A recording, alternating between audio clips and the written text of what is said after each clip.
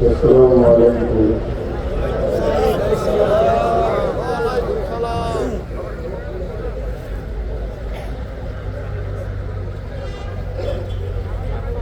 الحمد لله نحمده ونستعينه ونستغفره ونعوذ بالله من شرور أنفسنا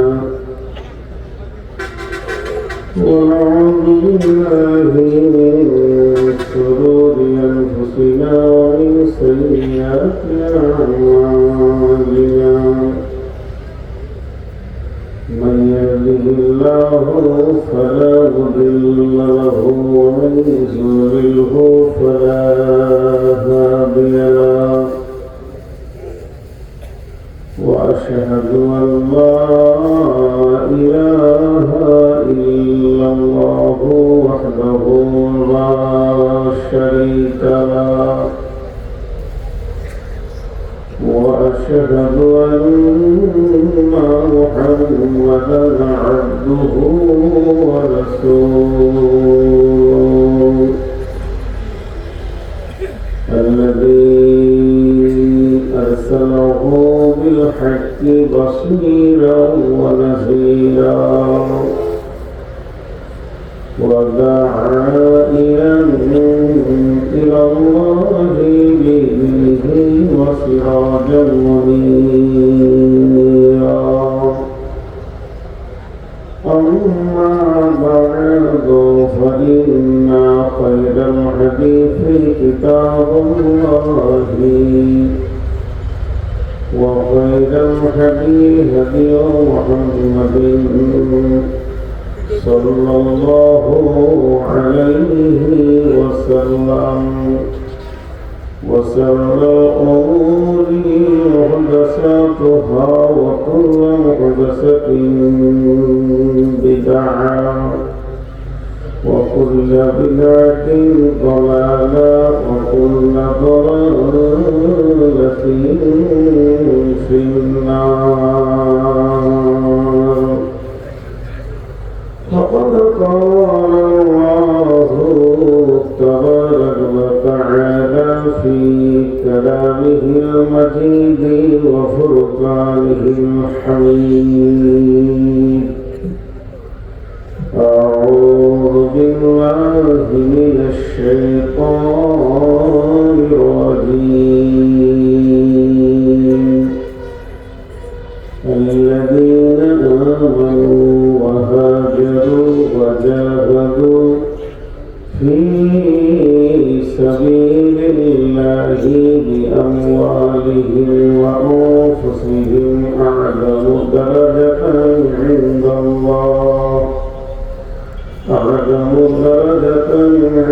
الله وأولئك هم الفائزون. يبشرهم ربهم برحمة منه ورضوان وجنات لهم فيها نعيم مقيم خالدين فيها أبدا إن الله عنده أجر عظيم. يا أيها الذين آمنوا لا تتخذوا آباءكم وإخوانكم أولياء إن استحبوا الكفر على الإيمان ومن يتولهم منكم فأولئك هم الظالمون. قل إن كان آباؤكم وأبناؤكم وإخوانكم وأزواجكم وعشيرتكم وأموال اقترفتموها وتجارة تخشون كسادها ومساكن ترضونها أحب إليكم من الله ورسوله وجهاد في سبيله فتربصوا حتى يأتي الله بأمره والله لا يهدي القوم الفاسقين. بسم الله الرحمن الرحيم. يا أيها الذين آمنوا هل أدلكم على تجارة تنجيكم من عذاب أليم تؤمنون بالله ورسوله وتجاهدون في سبيل الله بأموالكم وأنفسكم ذلكم خير لكم إن كنتم تعلمون يغفر لكم ذنوبكم ويدخلكم جنات تجري من تحتها الأنهار ومساكن طيبة في جنات عدن ذلك الفوز العظيم.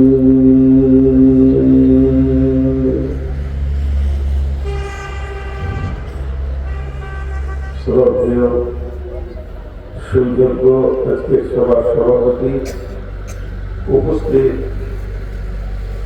সুপ্রিয় দিনদার ইমানদার মুমিন ভাই সকল, দূর থেকে পর্দা থেকে শুনেওয়ালি মুমিনা মা ও বোনেরা, প্রশংসা তাঁর যিনি সমস্ত সৃষ্টির উপরে সমস্ত জিনিসের উপরে ক্ষমতাবান, আলা কুল্লি শাইইন কাদির।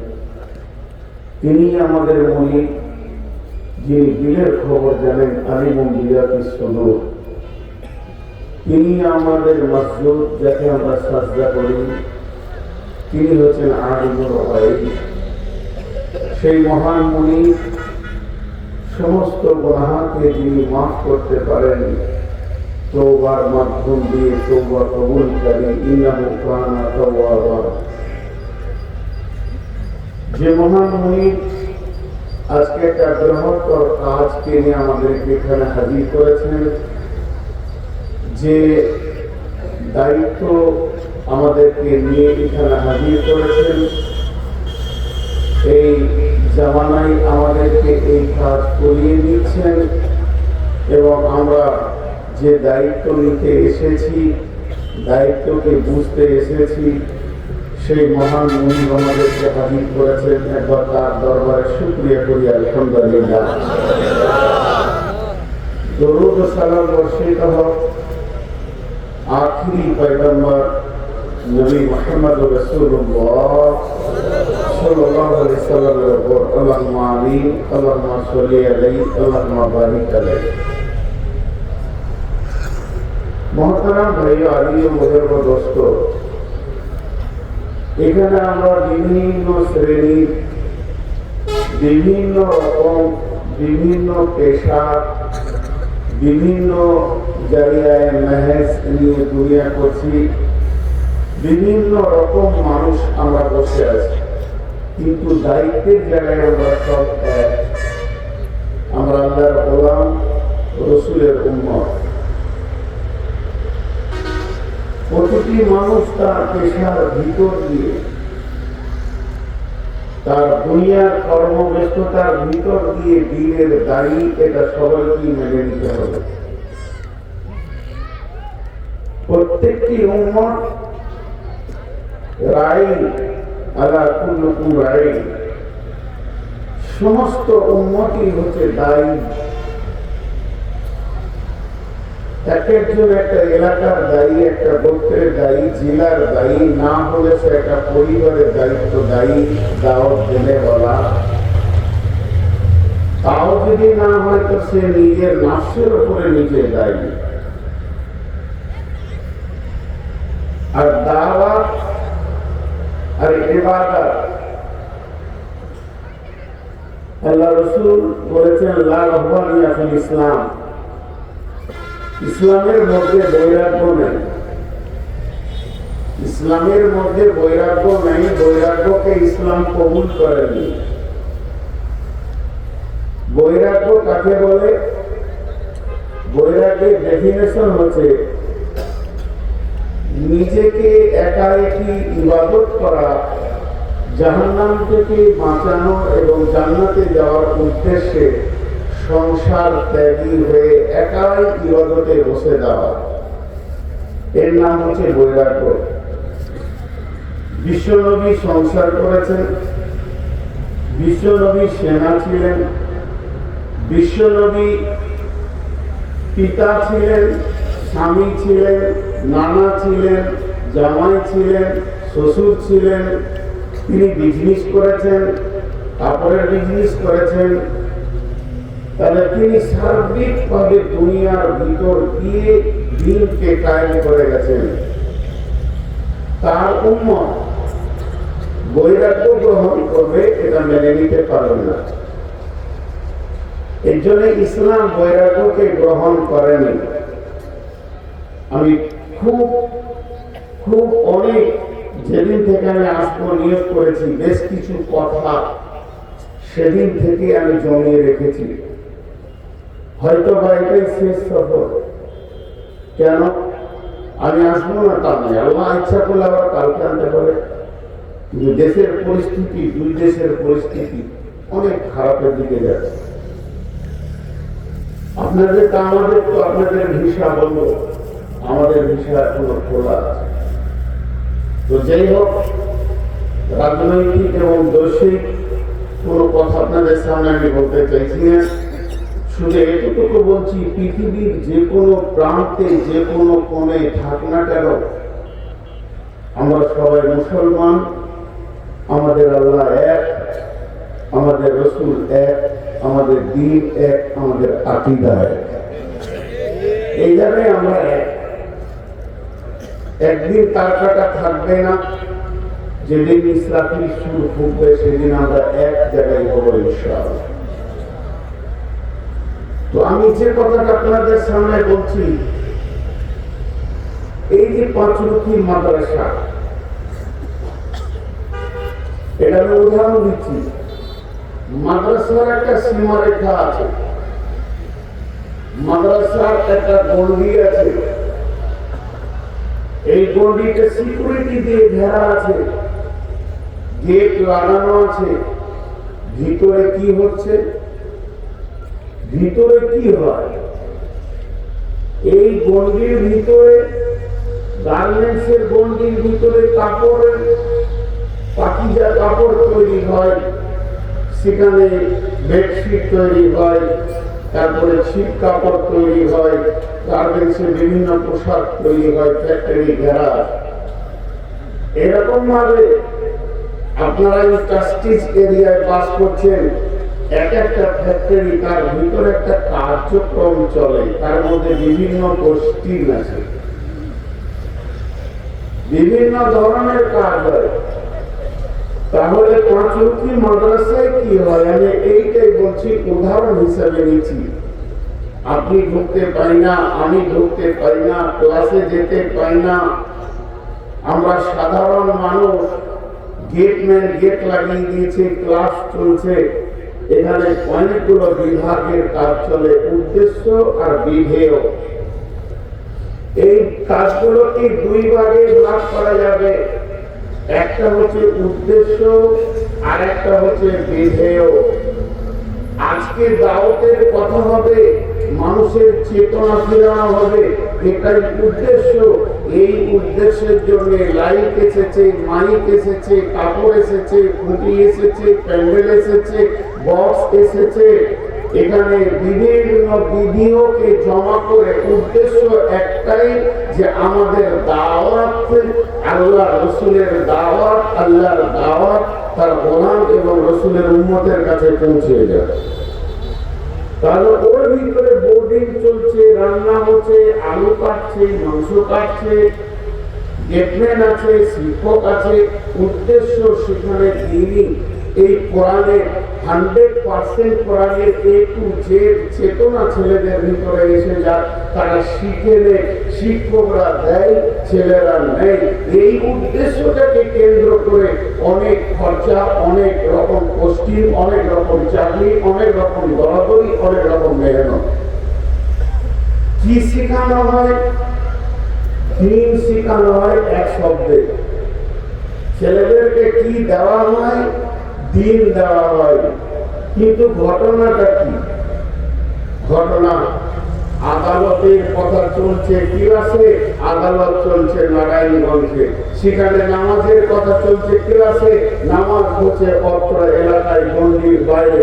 সেখানে আপনার কিনা পিতা মাতার কথা চলছে, এলাকায় পিতা মাতা নির্যাতিত। সেখানে চলছে জাকাতের কথা, এলাকায় যে জাকাত ভর্তি হয়ে আছে। সেই গন্ডির ভিতরে চলছে সুদের হারামের কথা, এলাকায় সুদের প্রসার বাড়তি রয়েছে। গন্ডির ভিতরে চলছে মদ হারাম, গন্ডির বাইরে মদের রমরমা বাজার চলছে।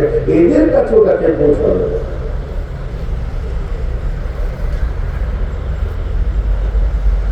এদের কাছে এটা কে পৌঁছাবে? তার দায়িত্ব।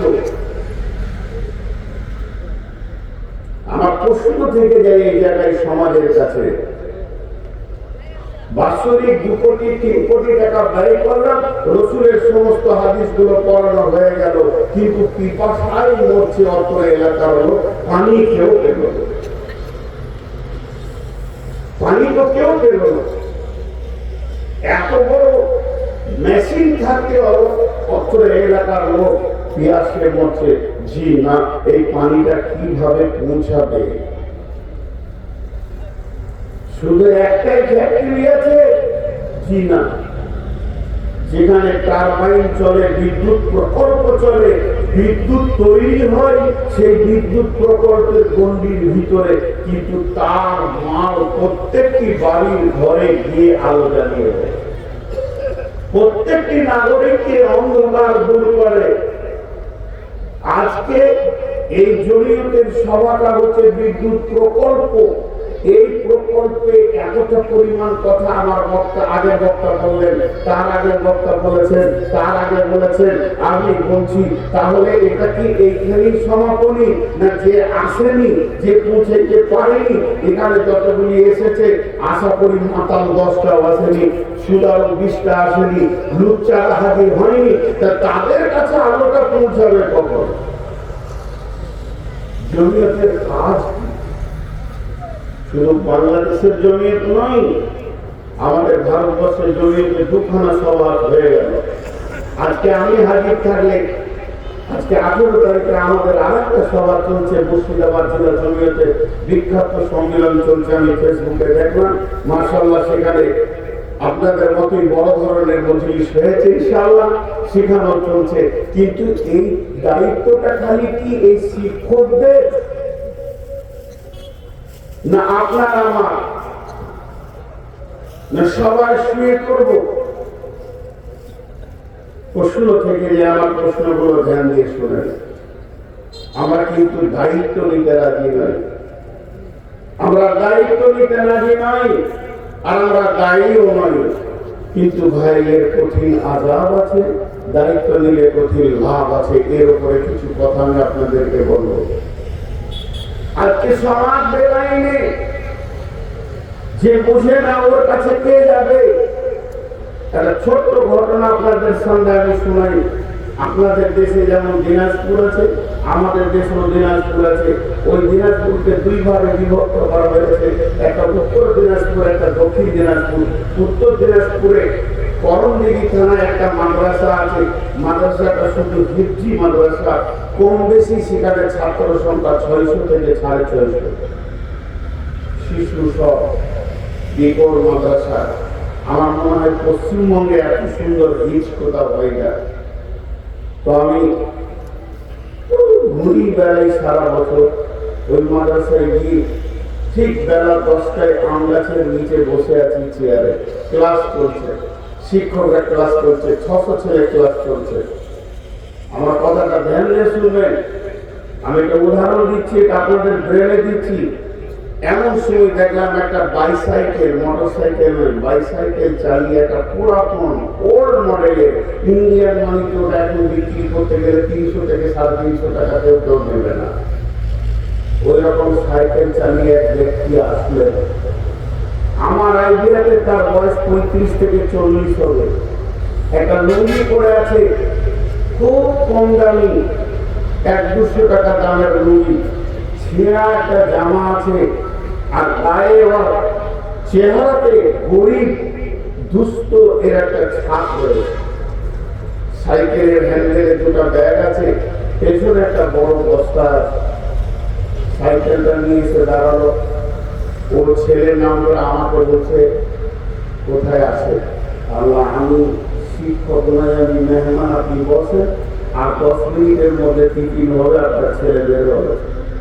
বসলো, 10 মিনিট পর বের হলো। ওর ছেলেকে ডাকলো, ছেলে আসলো, ছেলে শিক্ষক আসলো, শীত আসছে বলে লেপটা দিল, ছেলের হাতে কম্বল দিল, শিক্ষকের হাতে 100, 200, 500 টাকা ভরিয়ে দিল, যেটা ছেলেকে দেবেন, আর কিছু বিস্কিট, ভালো ছিঁড়ে খাবার টাবার ছেলের হাতে দিল। খুব গরিব মানুষ, গ্রামে ফেরি করে করে করে জীবিকা করে, এইরকম গরিব। তারপরে ধীরে ধীরে ধীরে ধীরে সে চলে গেল। জিজ্ঞেস করলাম, ভাই নামাজ পড়া? বলে না, ছেলে কিন্তু 20 পারা হিফজ করে ফেলেছে।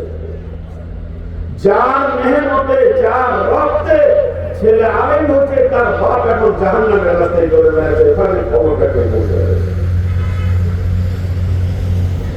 একবার খোঁজ নিয়ে দেখবেন মাদ্রাসায় যতগুলো ছেলে পড়ে, তাদের পিতা কোন কোন কাজে লেগে আছে। অভাব হয়ে গেছে, আমাদের পৌঁছানোর কেউ নাই। আল্লাহ কি বলছেন? বিসমিল্লাহির রহমানির রহিম। আল্লাযীনা আমানু ওয়া হাজারু ওয়া জাহাদু ফী সাবিলিল্লাহি বিআমওয়ালিহিম ওয়া আনফুসিহিম আ'যামু দারাজাতান ইনদাল্লাহি ওয়া উলাইকা হুমুল ফাইজুন।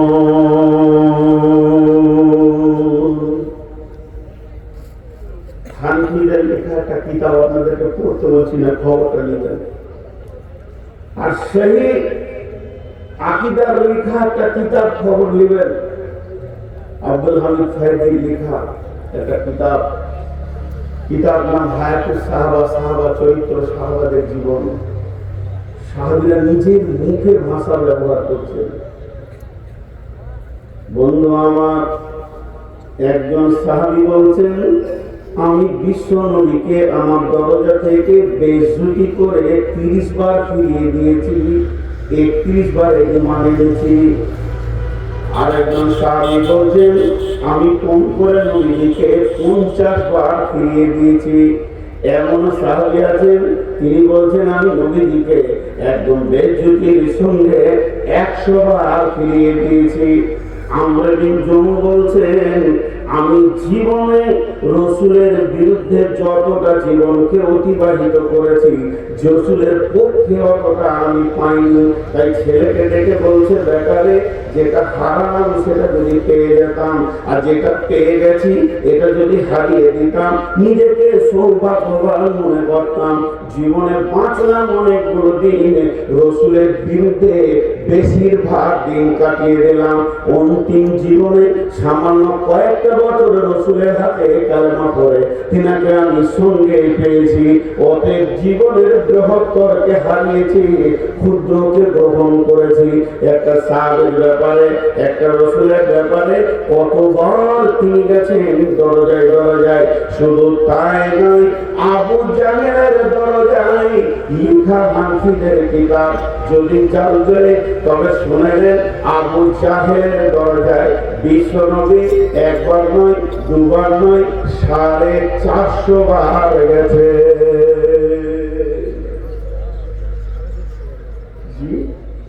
আমিলাতুন নাসিবা তাসলানার হামিয়া 4টা তফসির আছে, 4 খানা। একটু ধৈর্য ধরেন। ইমাম আহমদ বিন হাম্বল আলাইহি রাহমাহ কত বড় কথা বলেছেন। এই কথাটা এতটাই লোক রাত্রি 12টায় মনে পড়লে আর বাকি রাত ঘুম হয় না। কত বড় লোকের কথা বলেছেন, পৃথিবীতে একটা দাঁড়ি নাই যে কথাটাকে মেপে দিই, ওজন করে দিই। ওনার কথাটা ধ্যান দিয়ে শোনেন। ইমাম আহমদ বিন হাম্বল রাহিমাহুল্লাহ কথাটা বলছেন, কি বলছেন? পৃথিবীর কোন কোণে, পৃথিবীর কোন কোণে, কোন একটা জায়গাতে কোন একটা ব্যক্তি বেকালমা হয়ে যদি মারা যায় বিনা দাওয়াতে।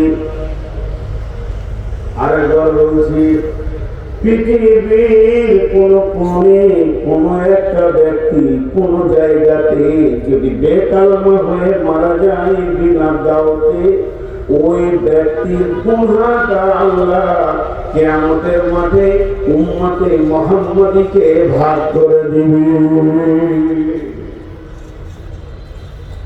তোদেরকে পৃথিবীতে পাঠিয়েছিলাম খালি খাট কামার তৈরি করার মেশিন ছাড়া। তোদের কোনো দায়িত্ব ছিল না যে আমার কালেমাটা ওই পর্যন্ত পৌঁছাতে হবে? জি, আমার কালেমাটা ওই পর্যন্ত পৌঁছাতে হবে। হযরত আবু বকর বলছেন, হযরত আবু বকর বলছেন, গভীর রাত্রিতে ঝড় উঠেছে, মক্কার মাটিতে ঝড় যত চলছে, তুফান যত চলছে, বৃষ্টি তত চলছে, আর বৃষ্টির সাথে বজ্রপাত খুব জোরে জোরে হচ্ছে। কিন্তু ওই কঠিন অবস্থাতে আমি একটা লোককে দেখছি খালি পাহাড়ে ওঠার চেষ্টা করছে, আবার স্লিপ করে নিচে পড়ে আছে, কিন্তু তারপরেও সে ছাড়ছে না, উঠার চেষ্টা করছে। আবু বকর বলছে, আমি দূরে থেকে লক্ষ্য করছি লোকটা কে হতে পারে। বৃষ্টি তো হালকা হয়ে গেছে, তারপরও ঝড় আর ঠান্ডা সুসনানি অবস্থা রয়েছে, আর বিদ্যুতের চমকানি কমেনি। তবে কেন, কোন আশাতে এবং কোন উদ্দেশ্যে এসে পাহাড়ে ওঠার চেষ্টা করছে? আবু বকর বলেন, আমি এক পা দুই পা করে কাছে গিয়ে দেখলাম লোকটি অন্য কেউ নয়, তিনি বলেন আখিরি পয়গম্বর নবী মুহাম্মদ রাসূলুল্লাহ সাল্লাল্লাহু আলাইহি ওয়াসাল্লাম। আমি জিজ্ঞাসা করলাম, ইয়া রাসূলুল্লাহ, এই মেহনত কেন চালিয়ে যাচ্ছেন, কি উদ্দেশ্যে ওঠার চেষ্টা করছেন? বিশ্বনবী বললেন, আবু বকরকে আমার কাছে খবর এসেছে পাহাড়ের ওই পাশে প্রদেশে একটা কাফেলা এসে জমেছে, তারা সেখানে বৃষ্টিতে এসে জমা হয়েছে, তাদের খবর নিতে যাচ্ছি এবং কালেমাটা তার কাছে পৌঁছাতে যাচ্ছি। যদি তার কালেমা গ্রহণ করে নেয় তাহলে নাজাত পেয়ে যাবে। চলে সেই হাদিসের কথা বলি। আল্লাহ রসুলের খিদমত একটা ইহুদিদের ছেলে থাকতো, সবসময় ডানে বামে ঘুরতো। শৈশব ছেলে, শিশু নয়, শৈশব কৈশোর। এবার যৌবনে ঢুকবে। বিশ্বনবী ছেলেটা অসুস্থ হয়েছে, কদিন আসেনি, রাসূলুল্লাহ সাল্লাল্লাহু আলাইহি ওয়াসাল্লাম নিজে যাচ্ছেন দেখা করতে। জি ভাই, আমরা স্টেজে বড় বড় দায়ী, স্টেজ যদি পেয়ে যায় তো নূর মোহাম্মদের মতো তবলিগ করে দেওয়ালা আর কেউ নাই। পৃথিবীর সেরা তবলিগ করে, কিন্তু বাড়ির পাশের মাতালের ঘরে একদিন আমি যাই না। আল্লাহ বলছে তোরও ব্যবস্থা, দিন আমানত, সেই আকীদা আমানত। আমার আহলে হাদিস যে জামাত পৃথিবীতে আছে, আলহামদুলিল্লাহ আলহামদুলিল্লাহ আলহামদুলিল্লাহ আলহামদুলিল্লাহ সুবহান আলহামদুলিল্লাহ, আমি রবের শুকরিয়া করে শেষ করতে পারবো না যে আমাকে আল্লাহ অযাচিত ভাবে এইরকম একটা গুনাহগারকে আহলে হাদিস বংশে জন্ম দিয়েছে। শুধু তাই নয়, আহলে হাদিস সম্পর্কে আমার ব্যক্তিগত একটা আকীদা, সারা পৃথিবীর সমস্ত মানবের ইমাম হলো আহলে হাদিস। তার তো মানব চাই না আমার আকীদা। এরা ছাড়া ইমামতি করার ক্ষমতা কেউ রাখে না, কারণ কারো কাছে সহি হাদিস নেই, আর কারো কাছে সহি তফসির নেই, আর কোরআনকে বোঝার মতো ক্ষমতা এই যাদেরকে মাজার পূজারি বলছেন আর বলছেন এদেরকে আমরা দেয় না। তেলাওয়াত করে এক, তর্জমা করে আর এক। তো যেমন আপনি ইমামে আলহামদুলিল্লাহ করলেন, তেমনি জিম্মাদারিটাও আলহামদুলিল্লাহ করতে হবে। জিম্মাদারিটা আলহামদুলিল্লাহ করতে হবে। ওই একটা শিশু বিশ্বনবী তার ঘরে গেলেন, যাওয়ার পর ছেলেটাকে বলছে, বাবা তুমি কালেমা পড়ে নাও, তুমি বলো লা ইলাহা ইল্লাল্লাহ আশহাদু আল্লা ইলাহা ইল্লাল্লাহ। যদি তুমি এই শাহাদাতে কালেমা সাক্ষী দাও তো জাহান্নাম থেকে বেরিয়ে যাবে, আগুন থেকে তুমি নাজাত পেয়ে যাবে। ছেলেটাকে এমন অবস্থায় আছে, বিছানায় পড়ে আছে, মুমূর্ষ অবস্থায় পড়ে আছে। ছেলেকে এই অবস্থায় একবার রাসূলকে দেখছেন, আর একবার নিজের বাপের দিকে তাকিয়ে দেখছেন আব্বা ইহুদি দাঁড়িয়ে আছেন। ছেলেটা ভাবছে আব্বা যদি কিছু না বলে কেমন করে কালেমা কবুল করবো।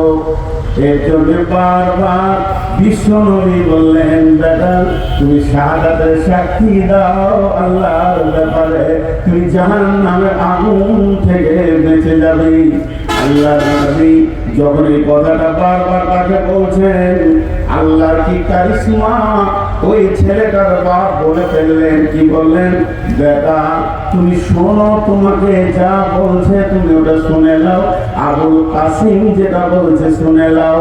আবুল কাসিম হচ্ছে রসুলের নাম, কারণ রসুলের বেটার নাম ছিল কাসিম। তো আবুল কাসিম যা বলছে শুনে নাও। যখনই বাপ এই কথা বলে দিল, ছেলেটা রসুলের সঙ্গে বললেন, আশহাদু আল্লা ইলাহা ইল্লাল্লাহু ওয়া আশহাদু আন্না মুহাম্মাদান আবদুহু ওয়া রাসূলুহু। এই কথা বলার সঙ্গে সঙ্গে ছেলেটা চিরদিনের বিদায় নিয়ে দুনিয়া থেকে চলে গেলেন। বিশ্বনবী ওদের ঘর থেকে বের হচ্ছে এবং জবান দিয়ে বলছে, আল্লাহ শিশুটাকে আগুন থেকে বাঁচিয়ে নিলেন। আমার বক্তব্য, আমার প্রশ্ন, আহলে হাদিসদের কাছে আমার প্রশ্ন, এখানে যতটি লোক বসে আছে, এর আগেও বলেছিলাম যে বাড়ি বাড়ি ঘুরেন, একজন উঠে বলেন যে আমি দুটা সুদারু, দুটা মাতাল, দুইজন জোয়ারি, দুইজন বেনামাজির ঘরে আমি গেছি, তাদের হাতে পায়ে ধরেছি। বলেন বলেন জি ভাই, আমারটা শুনবেন। আরো চারজন নতুন কালেমা পড়েছে, কালেমা শাহাদাতের সাক্ষী দিয়েছে হিন্দু ভাই, আলহামদুলিল্লাহ। একটা গোটা গ্রাম সেদি আকীদায় ঘুরে এসেছে ইনশাআল্লাহ। মাইকে এলান করার থেকে দরজায় দরজায় মেহনত করার কথা আল্লাহ কোরআনে বলেছেন সরাসরি। এটা তো সম্মিলন, এটা তো রিচার্জ হবে ব্যাটারি, কিন্তু কাজ হবে কোথায়? রাস্তায় যদি একটা কাঁটা পড়ে থাকে আর যদি মাইক লাগিয়ে দেন আর আমার মতো 50টা বক্তা দেন আর সবাই যদি শুরু করে বলে, কাঁটা তুমি সরে যাও, কাঁটা তুমি সরে যাও, সরে যাও, সরে যাও, সরে যাও, নাইলে আমার মসজিদ দেওয়া হবে না, নামাজ পড়া হবে না, জীবনেও কাঁটা সরবে না, বক্তা একটাও লাগবে না। তাই এইভাবে তুলে এমনি করে নিয়ে একটু সরিয়ে দেবেন, 1 মিনিটও সময় লাগবে না। জালসা করে বেঈমানকে মসজিদে ঢোকানো যাবে না, জালসা করে মানুষের ঈমানকে বানানো যাবে না। ঈমানদারের লাভ হবে। কোরআন পরিষ্কার বলে দিয়েছেন, ওয়াযাক্কির ফাইন্না যিকরা তানফাউল মুমিনিন, তোমরা স্মরণ করো, আলোচনা করো, তাতে মুমিনের লাভ হবে। এখানে যে মাতাল বলে আসেনি, কালকেও তার লাভ হলো না, একটা বছর চলে গেল লাভ হলো না। এখন আপনার আমার কাজ কি? তার বাড়ির দরজায় গিয়ে রাত্রে রাত্রি 12টায় গোপনে হাত দুটো জড়িয়ে ধরে চোখের পানিতে কাঁদতে হবে এবং বলতে হবে, বন্ধু আমি তোমার জন্য আমার হৃদয় ফেটে আছে, তুমি মসজিদে চলো। বন্ধুরে, কঠিন কিয়ামতের দিনে যেদিন আল্লাহ তোমাকে জাহান্নামের দিকে টানবে, তুমি আমার প্রতিবেশী, আর যদি তোমাকে জাহান্নামে নিয়ে যায় এটা আমি বরদাস্ত করতে পারবো না, বিধায় তুমি মসজিদে চলো, আল্লাহকে ডাকো, গুনাহকে তুমি ছাড়ো। মসজিদে ঢুকিয়ে দিই নামাজ এমন একটা দায়ী, পৃথিবীর সব থেকে বড় দাড়ি হলো নামাজ। আল্লাহ তাবারক ওয়া তাআলা কোরআনে বলেছেন, ইন্নাস সালাতা তানহা আনিল ফাহশাই ওয়াল মুনকার, নামাজ মানুষের খারাপি এবং মুনকার থেকে বিরতি করে দেয়। নামাজটা যদি স্টার্ট হয়ে যায়, একটা কলসিতে হাওয়া আছে, পানি ঢোকাটা যদি স্টার্ট হয়ে যায়, হাওয়াটা অজান্তে বের হয়ে চলে যাবে। একটা বেঈমান, চোর, লম্পট, দাগাবাজ, সুদারু, জুয়ারি একবার যদি মসজিদ আনাগোনা শুরু করে দেয়, নিশ্চয়ই তার ভিতর থেকে খারাপি বের হতে শুরু হবে এবং ওকে আস্তে আস্তে সাইজ করে দিতে হবে।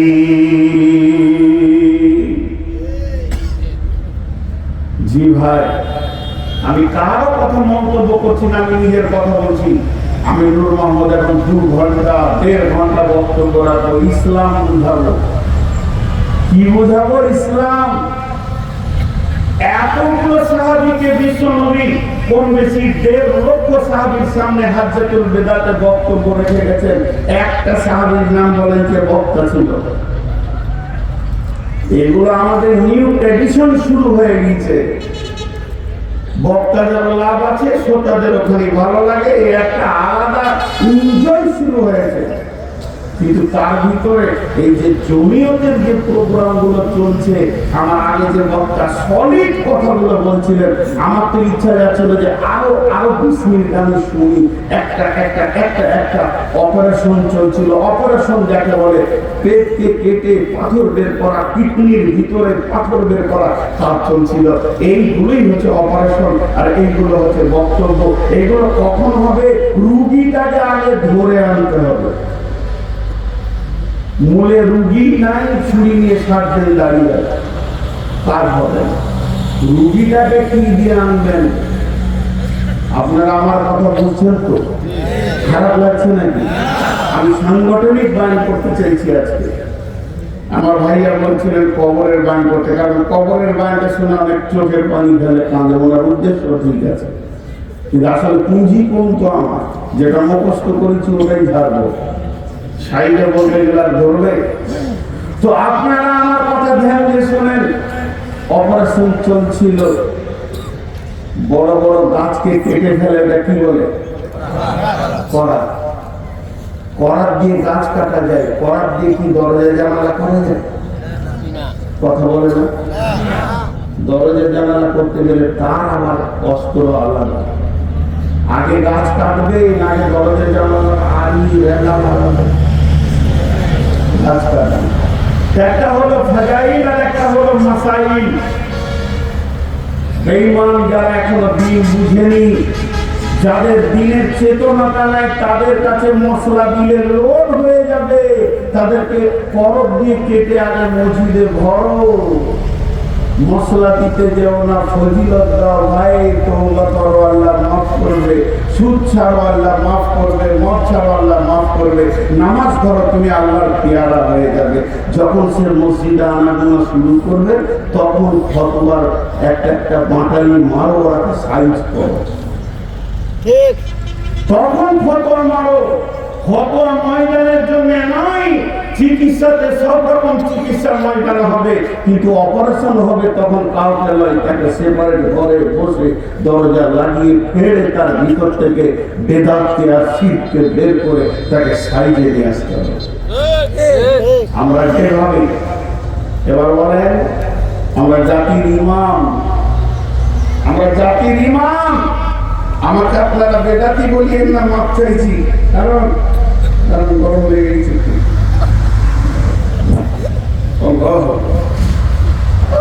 শেষ করিয়া আমরা জাতির ইমাম যদি উগ্র হয়ে যায়, ডাক্তার যদি রাজি হয়ে যায়, রুগী তার পাশে আর আসবে না, রুগীর রোগ সারবে না।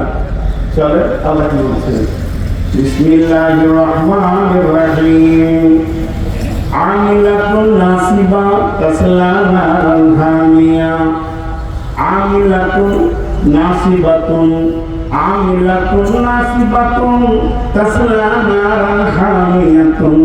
আল্লাহ বলছেন তারা গাদা গাদা গাদা গাদা আমল করবে, আমল করার পরেও তারা আমল করতে করতে থকে যাবে, ক্লান্ত হয়ে যাবে, তাদের আমল কম হবে না। কিন্তু এত আমল করার পরও তাসলা নারান হামিয়া, তারা জাহান্নামে যাবে। আমল না করে জাহান্নাম যাবে কথাটা বড় সহজ, কিন্তু আমল করে জাহান্নাম যাবে এ কথাটা বড় কঠিন। আজকে আমল করে আবার মানুষ জাহান্নাম যায়, জান্নাতে যাবে। এর চারটা তফসির এক এক করে বিনিয়ে দিচ্ছি। যারা বিনা দলিলে আমল করে, আছে না নাই? এই যে আগে বললো 40-এ চাহারাম, কোনো দলিল আছে? তারা কত আমল করে। আমি আমার বাড়ি থেকে বোলপুর শান্তিনিকেতন যাচ্ছি, ওটা আমাদের হাট বাজার। আমি গাড়ি নিয়ে যাচ্ছি, এমন সময় দেখতে একটি বড় গাছের ছায়াতে 25-30 জন যুবক তারা হাওয়া খাচ্ছে, আর ওই যে মহরমের তাজিয়ার পতাকাটা লাগানো আছে। ক্লান্ত হয়ে গেছে তাদের ধারণা, আমরা আহলে বায়াতে রসুলকে, রসুলের আহলদেরকে আমরা দরদ দেখাচ্ছি, ব্যথা দেখাচ্ছি। আমাদের মতো ইমানদার আইলে হাদিসেরা নয়, তারা রসুলের আহলের কোনো দরদ ব্যথা দেখায় না। ইমাম হোসেনের ব্যাপারে তাদের কোনো চিন্তা চেতনা নাই, তারা জানছে এটাই ঠিক, কিন্তু তাদের কাছে দলিল চাইতে গেলে বলবে আমার বাপ দাদা করেছে আমরাও করবো। দাদা দাদা আমল, এই গ্রাম থেকে ওই গ্রাম, ওই গ্রাম থেকে ওই গ্রাম, পায়ে জুতা পড়ছে না, তারা হাঁটছে, কষ্ট করছে, ক্লান্ত হয়ে গেছে। আল্লাহ বলছেন আমিলাতুন নাসিবা তাসলা নারান হামিয়া, তারপরও তারা জাহান্নামে যাবে। এবার 2 নম্বর হলো আমাল মানে কাজ। আমাল মানে কাজ। যারা চুরি করে, লম্পটি করে, দাদাবাজি করে, গুনার কাজ করতে করতে করতে করতে ঢেরে লাগিয়ে দিয়েছে। আমিলাতুন নাসিবা তাসলা নারান হামিয়া, তারপরও তারা জাহান্নামে যাবে। 3 নম্বরটা বড় জটিল বন্ধুরে। আমিলাতুন নাসিবা তাসলা নারান হামিয়া, কিছু লোক আছে সেই আমল করে, রসুলের মতো করে সালাত আদায় করে, রসুলের মতো করে রোজা রাখে, রসুলের মতো করে সেহি সেহি চলাফেরা করে, একটা বেদাত করে না, একটা সুন্নত করে না, এরপর লোকটা জাহান্নামে যাবে। আমিলাতুন নাসিবা তাসলা নারান হামিয়া। কেন জাহান্নামে যাবে? তার কারণ হচ্ছে ও করে কিন্তু আল্লাহর জন্য করে না, নিয়তটা বড় খারাপ আছে। আর 4 নম্বর হলো দিল ভালো আছে, আল্লাহর জন্যই করে, খালেস নিয়তে করে, আল্লাহকে রাজি করার জন্য করে, রসুলের মতো করে করে, কোনটা জয়ীফ মানে না, সহি সহি করে। এতটুকু তার ত্রুটি নাই আমলের মধ্যে, শুরু থেকে শেষ পর্যন্ত, জীবনে মত পর্যন্ত কোনদিন সে শিরক বিদআত করেনি, তারপরও সে জাহান্নামে যাবে। আমিলাতুন নাসিবা তাসলা নারান হামিয়া। কেন জাহান্নামে যাবে? না সে আমানতের খিয়ানতি করেছে। কি খিয়ানতি করেছে? আল্লাহ তাকে সহি বুঝ দিয়েছে, আল্লাহ তাকে সহি হাদিসের বুঝ দিয়েছে, আল্লাহ তাকে কোরআনের সহি জ্ঞান দিয়েছে, কিন্তু এটা হলো আমানত। এই আমানতটাকে আরেকজনের কাছে পৌঁছায় নাই, নিজের ইলমকে নিজের জন্য ব্যয় করেছে, এর জন্য ওকেও জাহান্নামে যেতে হবে।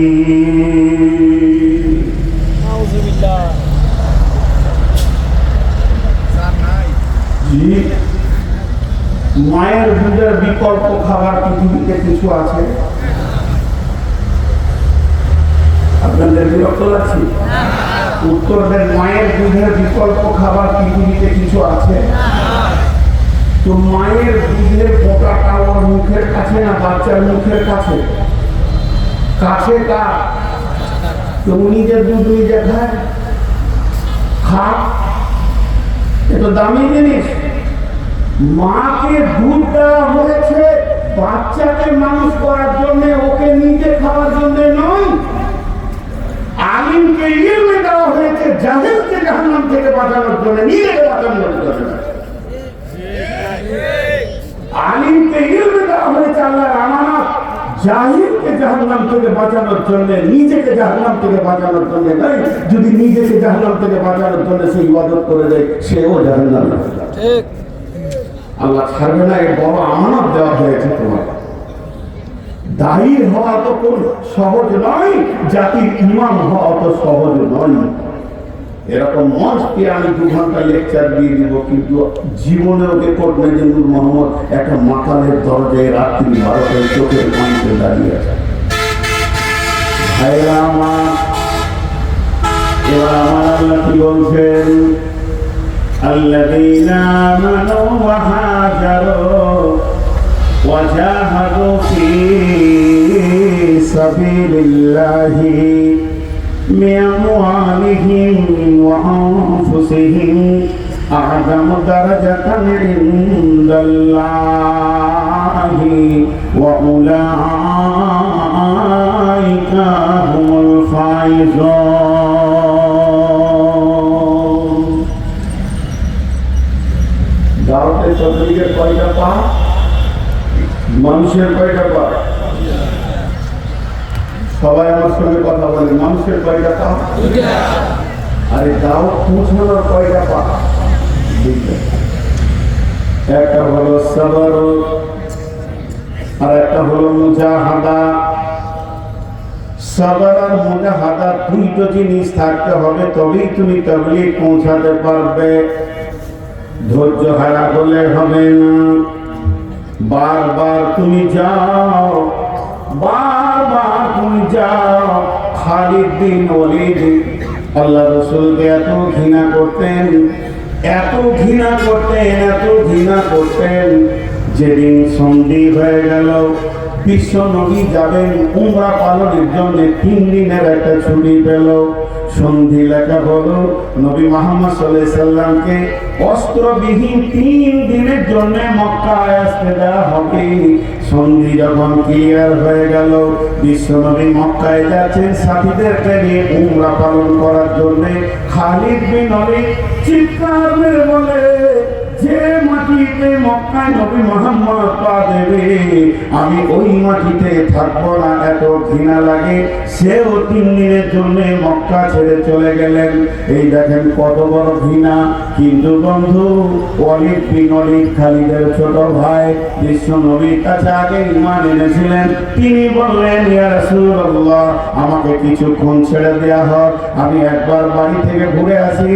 আমি বহুদিন মক্কা থেকে মদিনায় চলে গেছি। সে তার ফ্যামিলিদের দেখা করতে গেলেন, চাচাকে, মামাকে, খালাকে, আত্মীয় স্বজনকে দেখা করতে করতে বড় ভাইয়ের সন্ধানে বারবার ঘুরছেন। বিশ্ব নবী খালিদ বিন ওলীদকে উহুদের প্রান্তে বলেছিলেন, খালিদ বিন ওলীদ রে, তোমার মতো একটা চালাক এবং বিচক্ষণ ছেলে কেন, তুমি কেমন করে এই ইসলামকে গ্রহণ করতে পারছো না? সত্য কি তোমার বুঝে আসবে না? ওলীদ বিন ওলীদ রে, খালিদ বিন ওলীদ রে, তোমার মতো বিচক্ষণ ছেলের ভিতরে এ মহা সত্য কেন পৌঁছছে না? আমাকে অবাক লাগে। সেই খালিদ বিন ওলীদের ভাই একটা চিঠি লিখলেন। লিখে যখন ভাইকে পেলেন না, ওই চিঠিটা ভাইয়ের বালিশের নিচে ভরে দিয়ে চলে আসলেন। চিঠিতে কি লেখা আছে? হে ভাই খালিদ বিন ওলীদ, আমি ওলীদ বিন ওলীদ তোমার ছোট ভাই বলছি, বিশ্ব নবী তোমাকে কত ভালোবাসেন। বিশ্ব নবী তোমার কথা হারামের চক্করে আলোচনা করেছে। খালিদ বিন ওলীদকে কেন দেখতে পেয়েছি না? এরকম যদি একটা বিচক্ষণ ছেলে ইসলামে চলে আসতো, তাহলে ইসলাম আরো ঊর্ধ্ব দিকে আগিয়ে যেতে পারত। এই কথাটা যখন সে লিখে দিয়ে চলে এসছে, বিশ্ব নবী উমরা পালন শেষ করে মদিনার দিকে রওনা শুরু হয়েছে। খালিদ বিন ওলীদ খবর পেল মক্কার মাটিতে আর নবী মুহাম্মদ সাল্লাম নাই, যাকে আমি অতি ঘৃণা করি, সেই ব্যক্তিটা মক্কা থেকে চলে গেছে। এরপরে সে মক্কার মাটিতে আসলো। যখন চিঠিটা পড়েছে, সঙ্গে সঙ্গে দিনের ভিতরে ভাই বেচার শুরু হয়ে গেছে, দিনের চেতনা শুরু হয়ে গেছে। আমি যাকে এত ঘৃণা করি, আমি যাকে এত ঘৃণা করি, যাকে এতটা নিকৃষ্ট মনে করি, সেই ব্যক্তি আমাকে এত উঁচু পর্যায়ে রাখতে চাইছে। সেই রাতেই তিনি চিন্তা করলেন, আমি মদিনা না যাওয়া পর্যন্ত মনে শান্তি পাবো না। আর একজন সাহাবীর সঙ্গে কন্ট্যাক্ট করলেন। দুইজন গভীর রাত্রিতে বের হয়ে যখন মসজিদে কাছের কাছে জুলহুলাইফায় আসলো, তখন আর একজন সাহাবীকে দেখতে পেল। তার নাম হচ্ছে আমর বিন জমজিনা। তার নাম হচ্ছে, ওই সাহাবীটার নাম একবারে বললাম। এরা তিনজনের সঙ্গে হয়ে গেল। যখন তিনজনের সঙ্গে হলো, বিশ্ব নবী খবর পেয়েছেন তিনজন মহান ব্যক্তিত্ব মানুষ, কাফের বেঈমান রেগে চেম্বার থেকে উঠে এসে তৌহিদে গোসল নিতে চলেছে। আল্লাহর নবী খাওয়ার পর আনন্দ হলো। তাদের সঙ্গে ছিল এই তিনজন এসে বিশ্ব নবীর কাছে পৌঁছালেন। তারা কালেমা কবুল করলেন। কিন্তু খালিদ বিন ওলীদ বারবার রাসূলকে বললেন, ইয়া রাসূলুল্লাহ, আপনি আমার জন্য দোয়া করেন। আপনি কতবার আমার দরজায় গেছেন, কতবার অপমান করেছি। নবীজি গো, আপনাকে আমি ঘৃণার নজরে দেখেছি। আজকে আপনি পৃথিবীর বুকে সব থেকে প্রিয় মানুষ আমার কাছে। আল্লাহ তাবারক ওয়া তাআলা আমর বিন আস ওদের ভিতরে ছিল। আমর বিন আস বলেন, ইয়া রাসূলুল্লাহ, একবার আল্লাহর কাছে দোয়া করে দেন, আল্লাহ যেন আমাদেরকে মাফ করে। আপনার বিরুদ্ধে করুন, এত নোংরা আমরা করেছি। আমাদের প্ল্যান পরিকল্পনা ছিল আপনার জানটাকে নিয়ে নেব। বিশ্বনবী বললেন, আমর বিন আস রে, মানুষ যখন ইসলাম কবুল করে, কালেমা শাহাদাত এমন একটা জিনিস, তার পূর্বের গুনাহকে মিটিয়ে দেয়। আল্লাহ রাসূলের কথা বলার পরও খালিদ বিন ওলীদ বললেন, ইয়া রাসূলুল্লাহ, একবার আপনার জবান থেকে আমরা শুনতে চাইছি, আপনি আল্লাহকে দরখাস্ত দেন, আমার রব যেন আমাদেরকে ক্ষমা করে দেন। বন্ধুরা আমার, কে ব্যক্তিত্বটাকে নবীদের নবী, সমস্ত মাখলুকের নবী, সব জাহানের নবী, দুনিয়াতে নবী, কবরের নবী, হাসরের নবী, যিনি জান্নাতেও নবী, যার নবুয়তি টাইটেল কাটার মতো কেউ নাই। এই ব্যক্তিটা কার দরজায় ঘুরছে, কোন দরজায় গিয়ে তারা মানুষকে তুলে নিয়েছে। তাই আল্লাহ তাবারক ওয়া তাআলা সূরা বাইয়িনার মধ্যে বলছেন, তোমরা যদি দ্বীনকে কায়েম করতে চাও, লাম ইয়াকুনিল্লাযীনা কাফারু মিন আহলিল কিতাবি ওয়াল মুশরিকিনা মুনফাক্কিনা হাত্তা তা'তিয়াহুমুল বাইয়িনা রাসূলুম মিনাল্লাহি ইয়াতলু সুহুফাম মুতাহহারা ফিহা কুতুবুন কাইয়্যিমা ওয়া মা তাফাররাকাল্লাযীনা উতুল কিতাবা ইল্লা মিন বা'দি মা জাআতুহুমুল বাইয়িনা ওয়া মা উমিরু ইল্লা লিয়াবুদুল্লাহা মুখলিসিনা লাহুদ্দিন। তোমাদেরকে এমন কোন হুকুম দেওয়া হয়নি দ্বীনকে কায়েম করার জন্য, শুধু তোমাদেরকে বলা হয়েছে তোমরা মুখলেস হয়ে যাও, খালেস নিয়তে আল্লাহকে রাজি করার উদ্দেশ্যে তোমরা কাজ করো। যদি তোমাদের কাজ আল্লাহকে উদ্দেশ্য করে না হয়, তাহলে সারা জীবনের মেহনতটা তুমি কিয়ামতের মাঠে জিরো দেখবি। দেখলা, আমি ক্ষমা চেয়ে কিছু কথা বলবো। আমাকে গোটা বাংলাদেশের জমিয়তের আহলে হাদিসের সম্পাদক করেছেন আপনারা। আগামী বছর বলবেন যে আপনি সাধারণ হয়ে যান, সম্পাদক আপনার ভাইয়াকে করবো, উম্মি স্যারকে মেনে নিতে পারবো? যদি পারি তাহলে ক্লাস আছে, যদি না পারি তাহলে তোমার সারা জীবনের মেহনত ছুটে গেছে। জি, খালিদ বিন ওলীদকে হযরত উমর বরখাস্ত করে দিয়েছিলেন প্রধান সেনাপতি থেকে। যুদ্ধ চলছে বিদেশে, রানিং যুদ্ধ। ইতিহাস কি বলছে দেখেন। খালিদ বিন ওলীদ হলো সেনা কমান্ডার, সৈন্যের মেজর, মিলিটারি অফিসার, সমস্ত সাহাবীদেরকে নিয়ে যুদ্ধ পরিচালনা করছেন। হযরত উমর ফারুক রাদিয়াল্লাহু তাআলা চিঠি লিখে পাঠিয়ে দিলেন সাদ বিন আত্তাস রাদিয়াল্লাহু তাআলার হাতে, যাও তুমি এই চিঠি পৌঁছিয়ে দাও। চিঠিতে কি লেখা আছে? খালিদ, তোমাকে সাধারণ সেনা হয়ে যেতে হবে, আর তোমার জায়গায় 7 কাজ করবে।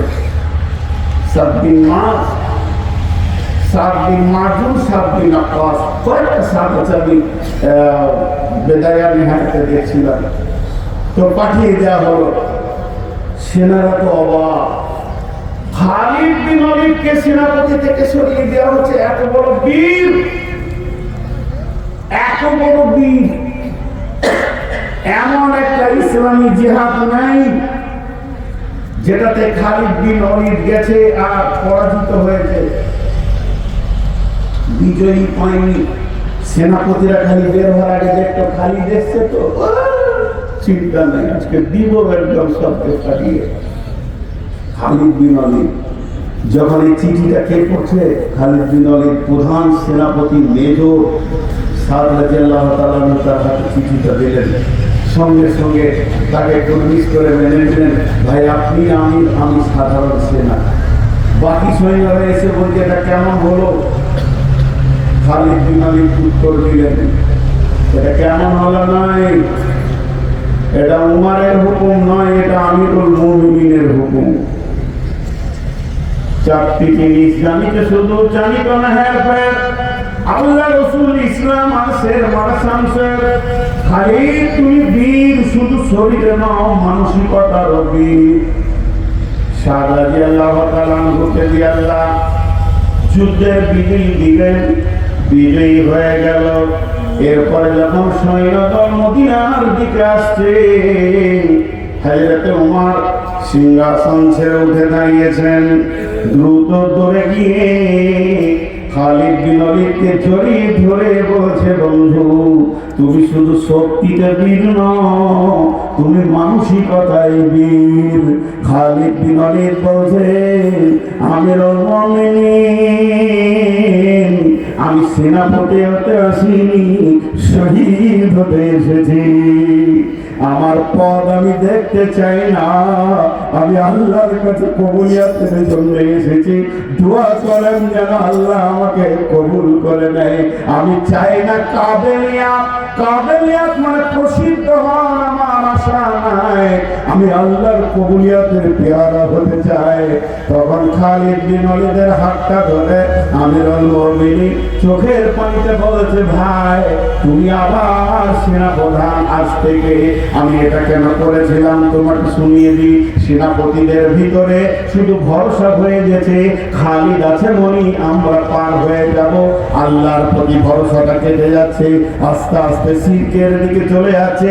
এর জন্য আমি দেখিয়ে দিলাম আল্লাহ খালিদকে বাদ দিয়েও অন্য সাহাবীকে দিয়ে দিনের বিজয়ী দিতে পারে। কত বিচক্ষণতা, কত দূরদর্শিতা! খালিদ বিন ওয়ালিদ সঙ্গে সঙ্গে মেনে নিতে পেরেছে। আমাকে সেনাপতি বরখাস্ত করা হলো, তা কি হলো, কিন্তু বন্ধুরে আজকে যদি আমাকে সরিয়ে দেওয়া হয়, আমার মধ্যে ইখলাস না থাকলে আমি একটা অ্যাটম বোমের মতো গোটা দেশে বাস করব। কেন আমাকে সরানো হলো? আমার কি যোগ্যতা নাই? আমি কি এটা নয়? দিন কায়েম হয়েছে ইখলাসের খুঁটিতে, ইখলাসের বুনিয়াদে দিন কায়েম হয়েছে। সাহাবীদের ভিতরে পূর্ণ পবিত্র ইখলাস ছিল। তাই আমার আল্লাহ বলছেন, তুমি যখন ইমানদার হয়ে যাবে, ওয়াহাজারু সঙ্গে সঙ্গে তুমি ঘর ছাড়বে, মানুষের দরজায় দরজায় তুমি ঘুরবে। একটা লোক ভোট নেওয়ার জন্য, পার্টির জন্য মানুষ দরজায় দরজায় ঘুরে, রাত্রি 12টায় যায়, এটা বিএনপি কে দেন, এটা আওয়ামী লীগকে দেন, এটা জামাতকে ভোটটা দিয়ে। একটা ভোটের জন্য যদি মানুষ সারা রাত জেগে তার দরজায় যেতে পারে, আপনি আমি শরীর ইমানদার কেন শহীদ আকীদাটা নিয়ে একটা মাথালের দরজায় রাত্রি 1:30টায় যেতে পারবো না? পার্থিব লাভের জন্য আমরা রাত জেগে জেগে জেগে জেগে মানুষের হাতে পায়ে ধরতে পারি, আখিরাতের জন্য কেন যেতে পারবো না? আল্লাহ বলছে, যখন তুমি মুজাহাদা করবে, প্রচেষ্টা চালাবে, কিসের চেষ্টা চালাবে? আমি আমার দিনকে আগে বাড়ানোর চেষ্টা চালাবে। আজকে দেখা যাচ্ছে গোটা নারায়ণগঞ্জকে সার্ভ করে দেখেন 13,000 সুদারু আছে। কথার কথা বলছি, 13,000 সুদারু আছে। জমিয়তকে টার্গেট নিতে হবে, 13,000 অঙ্ক আর থাকবে না। আগামী বছরে অন্তত সেটা 3000 তো কমবে, তাহলে সেটা আসবে 10-এ, পরের বছরে আসবে 5-এ, পরের বছরে আর সুদারও থাকবে না।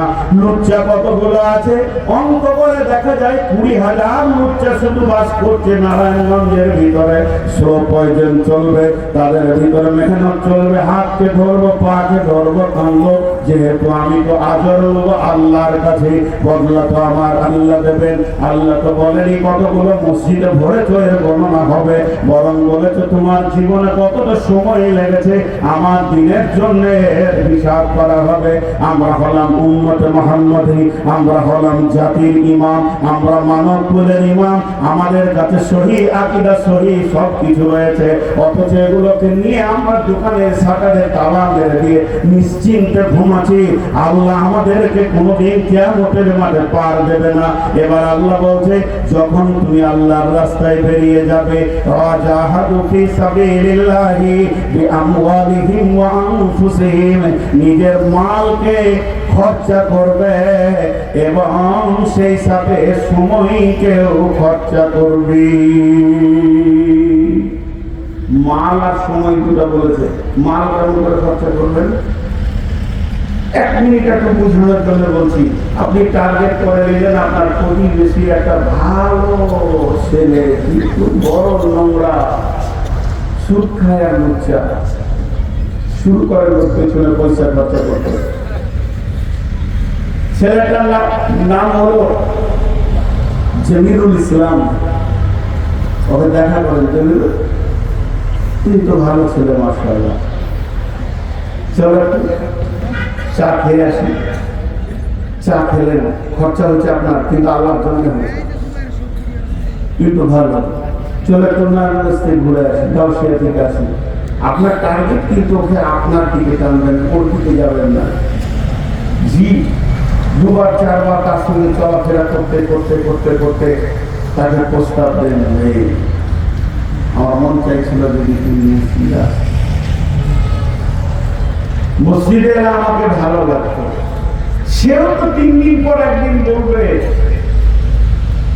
যে ভাই চাটা আমি পয়সা নেব, কাউকে নেবে তোমার পয়সাটা খাও, তুমি তো সুদ খাও। আমি বলতেও পারছি না, আবার বলা হয়ে গেল তুমি সুদ খাও, আমাকে কেমন লাগে, আমি তো নামাজ পড়ি না, তো বলো সুদ খাওয়াবো না, কবে রাখবো না ভাই, নিজের মায়ের সঙ্গে ব্যবহার করা যায়। একটা মাস যদি একটা মানুষের পেছনে লেগে থাকেন, আপনারা কি বলছেন চেঞ্জ হবে কি হবে না? সময়ও দিতে হবে, মালও দিতে হবে। সময় নাই, ব্যবসা নেই, ব্যস্ত সময় নেই। আজকে তো মা বোনদেরকে বললাম আপনারা বাড়ি যান আর নিয়ত করলেন যে আমার স্বামী, ভাই, ছেলে আর আমার বেটা যে আছে আব্বা, এদেরকে মাসে 27 দিন সংসারের কাজে দিব, 3 দিন সংসার থেকে ছুটি করে দেবো, সকাল থেকে সন্ধ্যা 72 ঘন্টা আপনার কোনো কাজ নাই, সালাত আদায় করেন। আর যারা বেনামাজি, যারা চোর, যারা লম্পট, যারা দাগাবাজ, যারা সুদারু, তাদের দরজায় আপনি ঘুরেন। ভাই কাজ আগে বাড়াবে না কম হবে? কথা বলে না? তাহলে এই কাজটাকে আটকিয়ে রেখেছে নামাজিরা না বেনামাজিরা? আগে আমাদের হবে। বিশ্বনবী বলছেন, মুসলিম শরীফের হাদিস, সমুদ্রে একটা লঞ্চ চলছে, জাহাজ চলছে, খাওয়ার পানি দোতলায় আর ব্যবহারের পানি নিচে তলায়। নিচে তলা লোক বারবার দোতলায় পানি আনতে গেছে খাওয়ার জন্য, তখন দোতলাওয়ালা বললো দরজা লাগিয়ে দে, ওদেরকে আসতে দিস না। যখন দরজা লাগিয়ে দিল, ধাক্কা দিয়ে পেল না, তখন এরা বলছে কেন পানি কনে যাবি বল, ফুটা করলেই তো পানি উঠবে। জাহাজ কিন্তু সমুদ্রের মাঝে আছে, নদীর মাঝে আছে, জাহাজ কিন্তু যমুনার মধ্যখানে আছে। 2 জন বন্ধু ফুটো করতে লেগেছে। ও দোতলার লোক, তুমি কি বাঁচবে? সাহাবীরা বলেন, ইয়া রাসূলুল্লাহ, নৌকা ডুবলে সবাই মরবে, বন্ধুরে একা নামাজ পড়ে বাঁচা যাবে না। আপনার ভাতিজা কিয়ামতের মাঠে আঙুল তুলে বলবে, আল্লাহ জালিমের বিচার আগে আগে করো। আপনি পাল্টা বললেন, কি রে বাবা, কি জুলুম করেছিলাম, তোর বাপের জমি কোথা দিয়ে নিয়ে নি।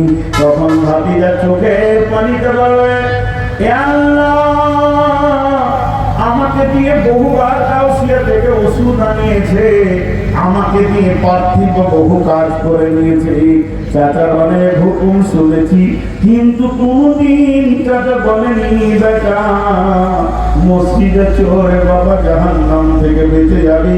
প্রতিদিন 2 বোতল খেয়ে ঘর ঢুকতাম, চাচা নাকে কাপড় দিয়ে সরে যেত, কিন্তু একদিন এসে বলেনি চল বেটা মসজিদে চল, আল্লাহ বিচার কর, আমানতের খিয়ানতির দলে ওদেরকে তোলা হবে যাদের কাছে সহি আকীদা আছে, অথচ সেটা মানুষের কাছে পৌঁছাছে না।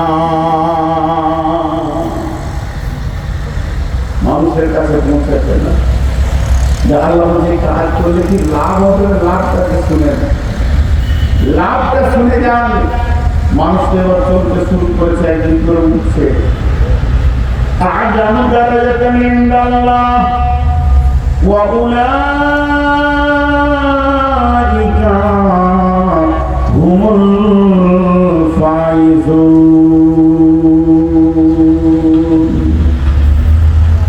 আল্লাহ রাস্তা যদি 5টা মিনিট টাইম দিবেন না, আপনাদের বিরক্ত হয়েছে নাকি?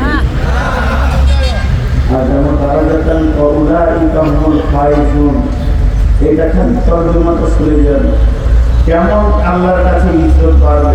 হাজি ভাই, আপনারা সহজ করে ভাবেন, একটা লোক রেলে চাকরি করে, আমাদের দেশের কথা বলছি, আপনাদের দেশে আইন আছে কিনা, যদি সে রেলের ড্রাইভার হয় আর রেল যদি সে চালায়, রেলে চাকরি করে, তো ওর বংশে যতজন আছে গ্রিন কার্ড দিয়ে দেবে, তাদের রেল ফ্রি, তাদের রেল ফ্রি। কেন না রেলে চাকরি করে। একটা গেল, আপনাদের দেশে কোচ আছে, যে কোম্পানির কোচ চালায় ওই ড্রাইভার, সেই ড্রাইভারকে বেতন দেয়, খাওয়া দেয়, আর গাড়িটা চালিয়ে যখন সে স্ট্যান্ডে বা টার্মিনালে পৌঁছে দেয়, তখন তার জন্য শোয়ার ব্যবস্থা থাকে, থাকে না? কথা বলে না, থাকে না?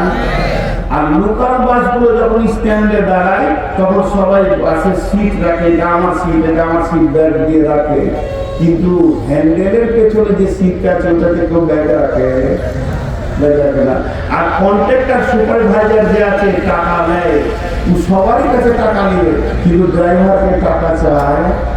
কতগুলো উদাহরণ একসঙ্গে দিয়ে দিলাম। কিয়ামতের মাঠে একটা লোক জান্নাতে যাবে, 7 পুরুষকে সঙ্গে জান্নাতে নিয়ে যাবে। সমস্ত হাসপাতালে এইভাবে তাকিয়ে দেখে লোকটিকে এত সম্মান আল্লাহ কেন দিল? আ'যামু দারাজাতান ইনদাল্লাহ। সেই লোকটিকে হাসরের ময়দানে আলোচনা চলবে, লোকটি কি নবী? বলে না, নবী নয়। তাহলে কি শহীদ? বলে তাও নয়। তাহলে এত সম্মান কেন? বলে এই লোকটি আল্লাহ দিনের ড্রাইভিং করেছে, আল্লাহ দিনকে নিয়ে লোকের দরজায় দরজায় পৌঁছিয়েছে, আল্লাহ ভোলা লোকগুলোকে টেনে নিয়ে এসে মসজিদের দরজা দেখিয়েছে। এটা নবী নয়, কিন্তু আখিরি নবীর উম্মত। আল্লাহ এত সম্মান দিয়েছে, রেল যেমন ফ্রি করে দেয়, এর জন্য আল্লাহ তাবারাক ওয়া তাআলা ফুলসেরাত ফ্রি করেছে। শুধু নয়, বাসের টার্মিনালে যখন গিয়ে ড্রাইভার বাসকে পৌঁছিয়ে দেয়, তার শোয়ার আরাম হয়ে যায়। যখন এই দায়ী লোকগুলো যারা মানুষের দরজায় দরজায় ঘুরে, এরা যখন কবরে পৌঁছাবে, আমার আল্লাহ বলবে, দায়ী রে, মেহনত করে এসেছো, এবার আরামের ঘুম তুমি দিয়ে দাও, তোমার ড্রাইভিং এর বিরতি হয়েছে। এদের জান্নাত এমন হবে, ওই জান্নাতে পৃথিবীর কেউ পা দেয়নি, ওই সিটে কেউ ব্যাগ রাখেনি। আ'যামু দারাজাতান ইনদাল্লাহ। আল্লাহর দ্বীনকে নিয়ে যারা চলবে, আল্লাহ তার জন্য জান্নাতের সুসংবাদ দিচ্ছেন। শুধু এই পর্যন্ত নয়, ওয়া উলাইকা হুমুল ফাইজুন। এখান থেকে যদি একটা গাড়ি ছাড়েন, আর যদি আপনি গুলিস্তান যেতে চান, কম করে 10 থেকে 20 খানা সিগন্যাল আপনাকে পার হতে হবে। সিগন্যাল যদি লাল থাকে গাড়ি দাঁড়িয়ে যাবে, সবুজ থাকলে গাড়ি পার হয়ে যাবে।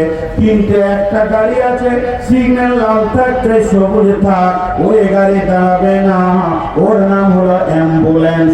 সিগন্যাল যদি লাল থাকে পেরিয়ে যাবে। আমার রব বলছেন ওয়া উলাইকা হুমুল ফাইজুন, ওয়া উলাইকা হুমুল ফাইজুন। পৃথিবীর যত মানুষ জান্নাতে যাবে তাদেরকে কবরে দাঁড় করানো হবে, তাদেরকে পুলসিরাতে দাঁড় করানো হবে, মিজানের সামনে দাঁড় করানো হবে, দাঁড়িপাল্লার সামনে দাঁড় করানো হবে, ডান হাতে বাঁ হাতে সার্টিফিকেটের ব্যাপারেও দাঁড় করানো হবে। জায়গায় জায়গায় তাদের ট্রাফিক জ্যাম হয়ে যাবে। কিন্তু যারা দিনের দায়ী হবে, যারা দিনকে নিয়ে চলবে, মানুষের দরজায় দরজায় দিনের আলো যারা পৌঁছাবে, তারা প্রত্যেকটা জায়গায় নিষ্কৃতি পাবে। তারা উলাইকা হুমুল ফাইজুন। তাদেরকে কোনো জায়গায় দাঁড় করানো হবে না, সে ধীরে ধীরে ধীরে ধীরে সমস্ত জায়গায় কামিয়াবি দেখতে পাবে, জান্নাতের গেটে পৌঁছে যাবে। আল্লাহ এই পর্যন্ত দিয়ে শান্তি পাননি, আমার আল্লাহ বলছেন ওদেরকে আরো সুসংবাদ দাও। ইউবাশশিরুকুম রাব্বুকুম বিরহমাতিন মিনহু ওয়া রিজওয়ানিন ওয়া জান্নাতিন লাহুম ফিহা নাঈমুম মুকিম। আমার রবের তরফ থেকে ওই লোকগুলোর কাছে আর একটা সুসংবাদ দাও। সেটা কি? তাদের রব তাদেরকে সুসংবাদ দিছে, তারা আল্লাহ রহমতের গণ্ডির ভিতরে থাকবে। আর আল্লাহ রহমত মানে আর আপনার কোনো চিন্তা নাই। ফাফি রাহমাতিল্লাহি হুম ফিহা খালিদুন। তারা আল্লাহ রহমতের আওতাভুক্ত থাকবে। শুধু তাই নয়, আল্লাহ তাদের উপরে রাজি থাকবে। ওয়ারিদওয়ানিও, রব তাদের উপরে নারাজ হবেন না, যেহেতু তারা রবের দ্বীনকে নিয়ে মেহনত করেছে। শুধু এই পর্যন্ত নয়, আমার আল্লাহ বলছে তাদেরকে আরো সুসংবাদ দাও। জান্নাতিন তাজরি মিন জান্নাতিন ফিহা নাঈমুম মুকিম। সেখানে স্থিতিশীল জান্নাত দেওয়া হবে।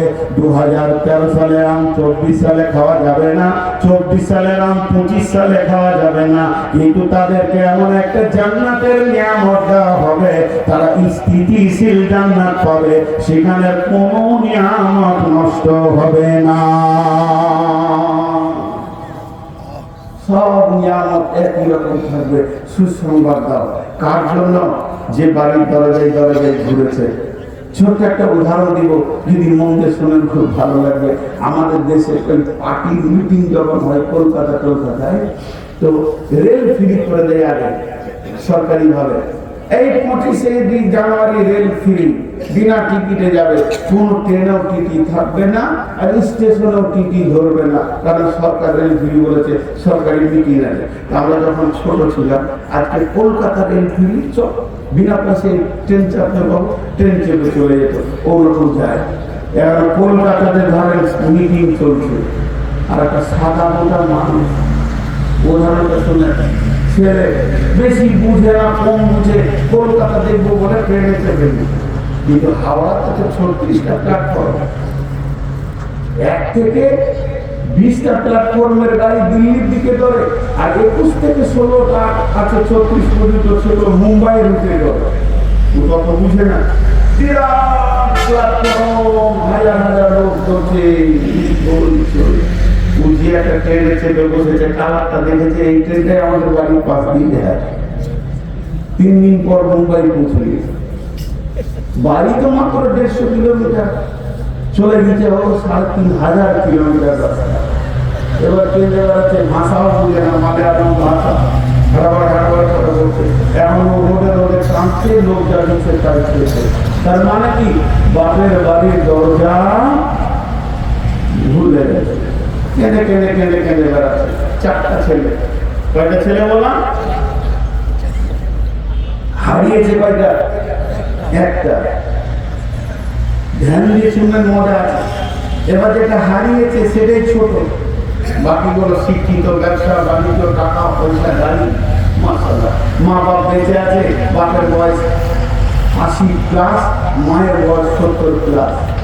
একদম ট্রেনিং, খালি চোখের পানিতে দিন দিন দিন দিন করে কাঁদছে, নিজস্ব কোনো শক্তি নেই যে ছেলেকে খুঁজতে যায়। আর মাঝে মাঝে বেটা দেখতে বলছে হবিগুল করে রে, হবিগুলে আমাদের ট্রেনে গেল, হবিগুল আজকে 7 দিন হয়ে গেল কলকাতায়, কোনটা খাবে জানে বুদ্ধি কম। এই ছেলের বড় বড় রসগোল্লা নিয়ে এসছে, আপেল আর ভালো ভালো খাবার, আর মাকে তারপরে খাটো হবিগুল হবিগুল করছি। জি, আবার আরেক বেটা দামি দামি কাপড় নিয়েছে, মা বাপকে পড়িয়েছে, চুপ করে বল। আচ্ছা বলে দিলটা শান্তি পাবে? এই খাবার আর এই পোশাকে মায়ের দিল শান্তি হবে? হবে না। আহা, এখন কিছু ফকির আছে যারা গোটা দেশ জুড়ে ভিক্ষা করে বেড়ায়, ট্রেনে ট্রেনে দেওয়া বাবু দেওয়া বাবু। তো ওই এলাকারই একটা ফকির, ও চলে গেছে ওইদিকে ভিক্ষা করতে করতে, দেখছে ছেলেটা কাঁদছে কেন, কাঁদছে কেন? এখন যে বাংলায় বলছে তুই কাঁদছিস কেন, তোর কলিজাটা ঠান্ডা হলো, বাংলা ভাষা খেয়েছি। আমার ওই ঘটনা ঘটেছিল যখন আমার বয়স 14 বছর। তো আব্বা আমাকে ট্রেনে চাপিয়ে দিলে, চলে যা সাহারানপুর মাদ্রাসায় ভর্তি হলো, ঠিকানা লিখে। আমি আর আমার খারাপ ভাই ট্রেনে চেপেছি, ট্রেনটাই ঘুমিয়ে গেছি। যখন রাতে উঠছি তো দেখছি ট্রেন শাঁসান করে চলছে, সকালবেলায় উঠে দেখছি আর বাংলা ভাষা নাই, খালি হিন্দি। মাথা গরম, জীবনে হিন্দি বলিনি। তখন ছোট মানুষ জিয়ে সাহারানপুরে নামলাম, ভাঙা ভাঙা হিন্দিতে বললাম हम सबको मजहरुल जाना है। तो रिक्शाওয়ালা নিয়ে গেল, 3 দিন ধরে খালি ঘুরে বেড়াচ্ছি, বাংলাকে বলে বাংলা লোক পেয়েছি। সেই অবস্থায় এর ঘটেছে। আর যখনই বাংলা বলেছে তার কলিজাটা বড় বড়। তো বলছে তুই কে রে? বলে আমার বাড়ি 5 মিনিট। এত দূর কেন এলি তুই? বলে চাচা ওই যে মিটিংয়ের ট্রেন টিভিতে কলকাতা নিয়েছিলাম। বেশ কাঁদিস না, আমিও বাড়ি যাবো, আমি 3 মাস ভিক্ষা করতেছি, আর তোকে পৌঁছে দিব। খালি রাখতে আসছে না, ভিক্ষা করতে করতে আসছে। ট্রেনে চাকরি দেবো, যেখানে বসবি আমি গোটা ট্রেনটা ভিক্ষা করবো, তুই যেন বলবি না। তবে বসবি যে ভিক্ষা করতে আসছে, ভিক্ষা করতে আসছে, ভিক্ষা করতে আসছে। আস্তে আস্তে যখন বাড়ির সামনে পৌঁছিয়েছে, ওই বৃদ্ধ লোকটা আর বৃদ্ধাকে দেখে যখন বলছে ছেলেটা কি আপনাদের? বলেন তার মা বাপের দিলটা কেমন হবে একবার জোরে বলেন। জড়িয়ে ছেলেটাকে বাদ দিয়ে ভিকিরিটাকে জড়িয়ে ধরে গালে চুমা দিচ্ছে, বলতে ভাই আমার, তুমি কোন কালের আমার ভাই ছেলে, কত বড় উপকার করেছো। আমার পথ হারা ছেলেকে আমার দরজায় এনে দিয়েছো। বন্ধুরে, মায়ের থেকে বেশি মহব্বত তার গোলামের ওপরে আল্লাহ। যেসব গোলামরা আল্লাহ দরজা ভুলে ঘুরে বেড়াচ্ছে, আল্লাহ দরজা খুঁজে পেয়েছে না, দুনিয়ার পাগল হয়ে গেছে। ওই রকম একটা পাগলকে নিয়ে এসে যখন আপনি আল্লাহ দরজায় ভরে দেবেন, আমার রব আপনার উপরে অতটাই খুশি হবে। গোলাম রে, তুমি আমার কত বড় উপকার করেছ। আমার আল্লাহ বলা বান্দাকে আমার রবের দরজাটাকে তুমি দেখিয়ে দিয়েছ। বন্ধু, এর জন্য এদের সম্মান এত আল্লাহ বাড়িয়েছেন। ইবাশশিরুহুম রাব্বুহুম বিরাহমাতিন মিনহু ওয়া রিদওয়ানিন ওয়া জান্নাতিন লাহুম ফিহা নাঈমুম মুকিম খালিদিনা ফিহা আবাদা ইন্নাল্লাহা ইনদাহু আজরুন আযীম। আল্লাহ এমনি কোরআনে বলেননি, হালকা বক্তব্য আল্লাহ কোরআনে রাখেনি। আমার রব বলেছে তোদের উপরে আমার শান্তি থাকবে, রহমত থাকবে।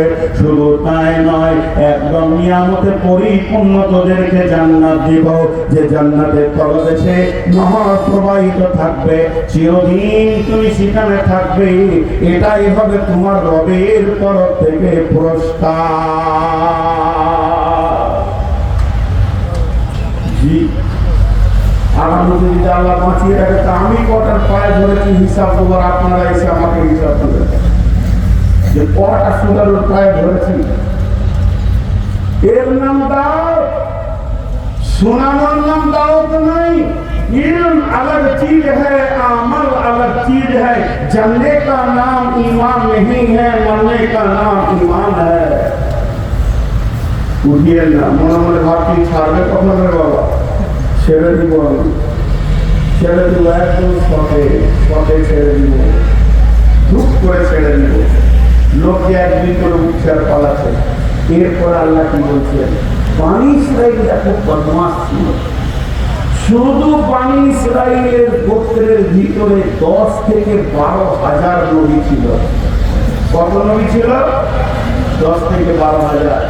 আল্লাহ ওদের ঘোষণা দিয়েছিলেন, ইয়া বানি ইসরাইল, ইয়া বানি ইসরাইল আযকুরু নি'মাতি আল্লাতী আন'আমতু আলাইকুম ওয়া আন্নী ফাদ্দালতুকুম আলাল আলামিন। পৃথিবীর সেরা তাদেরকে সম্মান দেওয়া হয়েছিল, কিন্তু বানি ইসরাইলের বংশ থেকে শেষ নবীকে আল্লাহ দিলেন না। কেন নেয়নি? ওদের একটা বদমাইশি ছিল। ওই নবীদের ভিতরে একটা বদমাইশি ছিল। সেটা কি ছিল? তারা তাবলীগ করতো, ও ভাই সুদ খাও না, ও ভাই ব্যভিচার করো না, আল্লাহকে ভয় করো, বলতো, তাবলীগ করতো। আর ও যে বদমাশ ছিল, যেমন অমনি থেকে যেত, তারপরও তার সঙ্গে দোস্তি রাখতো, চলাফেরা করতো। এর জন্য আল্লাহ বলবেন, ইয়া আইয়ুহাল্লাযীনা আমানু লা তাত্তাখিযু আবাআকুম ওয়া ইখওয়ানাকুম আউলিয়া ইন ইসতাহাব্বুল কুফরা আলাল ঈমানি ওয়া মান ইয়াতাওয়াল্লাহুম মিনকুম ফাউলাইকা হুমুয যালিমুন। আপনাদের কার 15 মিনিট বাকি ইনশাআল্লাহ। আর আমার জন্য একটু দোয়া করবেন। কালকে আমার প্রোগ্রাম অনেক দূরে আছে, অনেক দূরে, প্রায় দিকে 400 থেকে 800-900 কিলোমিটার যেতে হবে আমার। তো দোয়া করবেন যেন আমি কালকের প্রোগ্রামে পৌঁছে যেতে পারি ইন্ডিয়াতে, কারণ আমি খুব টেনশনে আছি। তো আল্লাহ যেন আমার সফরটা আসান করে দেন। আপনাদের এখানে একটা জিসিপি আছে, জিসিপি বুঝেন? জিসিপি কাকে বলে বুঝেন? মাটি কাকে কি বলে? আমাদের ইন্ডিয়াতে বলে জিসিবি, লেখা থাকে ওটা জেসিবি, তার ফুল ফর্ম কি আছে জানি না। তো ওই জেসিবি আছে আপনাদের এই মাদ্রাসাতে, যাকে টানলে ট্রেনে ভরে দেবে, একবার খালি ধরলে হবে। হাতে ধরেছে মাথা, ট্রেন লড়িয়ে যাবি কোথা। জি ভাই, এবার শুনেন আল্লাহ কি বলছেন, কুল ইন কানা আবাউকুম ওয়া আবনাউকুম ওয়া ইখওয়ানুকুম ওয়া আজওয়াজুকুম ওয়া আসীরাতুকুম ওয়া আমওয়ালুন ইক্তারাফতুমুহা ওয়া তিজারাতুন তাখশাউনা কাসাদাহা ওয়া মাসাকিনু তারদাউনাহা আহাব্বা ইলাইকুম মিনাল্লাহি ওয়া রাসূলিহি ওয়া জিহাদিন ফী সাবিলিহি ফাতারাব্বাসু হাত্তা ইয়াতিয়াল্লাহু বিআমরিহি ওয়াল্লাহু লা ইয়াহদিল কওমাল ফাসিকিন। আমি একটা উদাহরণ দিব, গোটা আয়াতটা বলে দিব। এটা ঠিক মতো তফসিল করতে গেলে 2 ঘন্টায় আয়াতই লাগে। তার খালি একটা উদাহরণে ভরে দিব। একটা গাড়ি 2টা পাল্লা, একদিকে চাপান 8টা পড়েন, 1 গ্রামে ওটা হবে 8 গ্রাম। আর কুইন্টালের প্রোগ্রাম করেন যদি একদিকে 3টে চাপান, তার 3 কুইন্টাল হবে। গুনতিতে 8টা, গুনতিতে আর 3টে, ওজন তার বেশি হবে। 8 গ্রাম আর 3 কুইন্টাল, যেটা বলেন 3 কুইন্টাল। এবার ওটা বলবে কে? তার নাম কাঁটা। বলবে কে? যেটা বলেন বলবে কে? কাঁটা। কাঁটা 8টার দিকে ঝুঁকবে না 3টের দিকে? 8টার দিকে। হ্যাঁ, ওটা তো 800 গ্রাম হলো। আর এটা 3 কুইন্টাল। কাঁটা কোন দিকে যাবে? 3টের দিকে। যদি 8টার দিকে যায়, কাঁটাকে ইমানদার না ফাঁসে? যেটা বলে ইমানদার না ফাঁসে? আল্লাহ তাবারক ওয়া তাআলা বলছেন, 2টা পাল্লাতে আমি যাকে যাকে বলছি তুমি রাখো তোমার মহব্বতের খাতায়, কুলিন কানা বাউকুম বাপের মহব্বত ওয়া আবনাউকুম সন্তানের মহব্বত ওয়া আজওয়াজুকুম বিবির মহব্বত ওয়া আসিরাতুকুম তোমার বন্ধু বান্ধবের মহব্বত ওয়া আমওয়ালুন ইকতারাফতুমুহা সঞ্চিত মালের মহব্বত ওয়া তিজারাতুন তাকসাউনা কাসাদাহা ব্যবসা বাণিজ্য চাকরি বাকরির মহব্বত ওয়া মাসাকিন তারজাউনাহা এবং তুমি রাখো অট্টালিকার মহব্বত বাপের মহব্বত সন্তানের মহব্বত ভাইয়ের মহব্বত বিবির মহব্বত বন্ধুর মহব্বত সঞ্চিত মালের মহব্বত ব্যবসা বাণিজ্যের মহব্বত আর যে অট্টালিকাটা বানিয়েছো এর মহব্বত একটা দাঁড়িতে চাপিয়ে দাও আর একটা দাঁড়িতে চাপাও আহাব্বা ইলাইকুম মিনাল্লাহ আল্লাহর মহব্বত ওয়া রাসূলিহি এবং রাসূলের মহব্বত ওয়া জিহাদিন ফি সাবিলিহি আল্লাহর রাস্তায় বেরিয়ে গিয়ে আল্লাহর দ্বীনকে বাড়াবো এর মহব্বত এই তিনটে মহব্বতকে ওখানে রাখো আস্তে আস্তে দাঁড়িটা তুলে দেখো তোমার মহব্বতটা তিনটের দিকে না আটটার দিকে যদি তিনটের দিকে হয় তুমি ঈমানদার আর যদি আটটার দিকে হয় তাহলে তুমি ফাসিক আল্লাহ বলেন ফাতারাব্বাসু হাত্তা ইয়াতি আল্লাহু বিআমরিহি অতদিন অপেক্ষা করো যতক্ষণ পর্যন্ত আল্লাহর হুকুম না এসেছে ওয়াল্লাহু লা ইয়াহদিল কওমাল ফাসিকিন আল্লাহ ফাসিক কওমদেরকে কোনদিন হেদায়েত দেবেন না বিচার ঘরে যে করবেন এখন বলতে হবে না এখন বলতে গেলে মুনাফিক হয়ে যাবেন মিথ্যা কথা বলবেন এখন যদি আমি জিজ্ঞেস করি তিনটের মহব্বত বেশি না আটটা সবাই বলে দেবে তিনটের নাম নেওয়ার জন্য কিন্তু মুনাফিক হয়ে যাবে অঙ্ক কাগজ কলম নিয়ে করবেন 24 ঘন্টাতে দিন হয় আর প্রতিদিনে 24কে 60 দিয়ে গুণ করবেন কত মিনিটে দিন হয় আর এই মিনিটগুলোর ভিতরে আল্লাহকে ক মিনিট দিয়ে আর বিবিকে ক মিনিট অঙ্ক বেরিয়ে যাবে ব্যবসাতে ক মিনিট থাকি আর আল্লাহর কাছে ক মিনিট জি ভাই অঙ্ক বেরিয়ে যাবে কি যাবে না বেরিয়ে যাবে মুরব্বীরা হাঁটতে শুরু করেছে ওনারা বলছে যে হাত পাওয়া গেছে অনেক শুনেছে লোড হয়ে গেছে আসলে ডেট ক্রস হয়ে গেছে আজকে কত তারিখ কথা বলে না 19 তারিখ ওয়াটা মোতাবেক ওরাই ঠিক আছে কিন্তু আমার ইন্ডিয়ান হিসাবে এখন 18 তারিখ চলছে ইন্ডিয়া আধা ঘন্টা পাবে তো ওই জন্য 9 মিনিট গেছে আমার ঘড়ি বলছে এখন 12টা বাজতে নয় আর আপনাদের বলতে 12:30টা বাজতে নয় যাই হোক আমি সকলের বক্তব্যটাকে 1 মিনিটে শেষ করছি টোটাল আজকের বক্তব্যের বিষয়টা একটা উদাহরণ দিব আর ওই উদাহরণটাই সমাপনী হবে বাড়িতে মেহমান এসছেন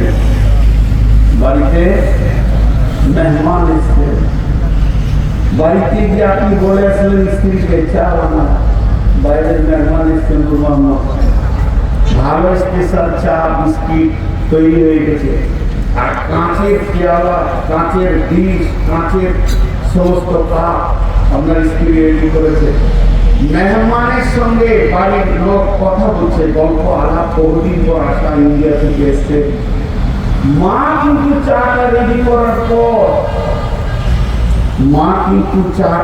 করার পর খুঁজছে কাকে দিয়ে পাঠাবো বাড়িতে একটা বড় যোগ্য জ্ঞানী বুদ্ধিমান ব্রেনিয়ান ছেলে চুপ করে বিছানায় শুয়ে আছে মাকে বলছে খালিদ রে ওর চাটা দিয়ে এই খালিদ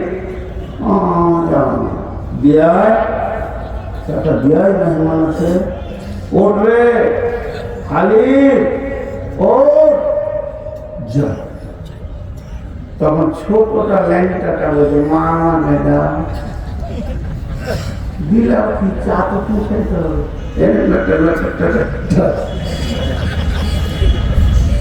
এই মেহমানের সামনে মুখ হয়ে পড়লো বিস্কিট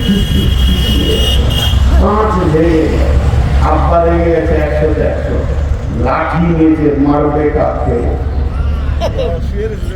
বলেন মারবে কাকে সারা বিশ্বে যত বেদাত চলছে মার খাওয়ায়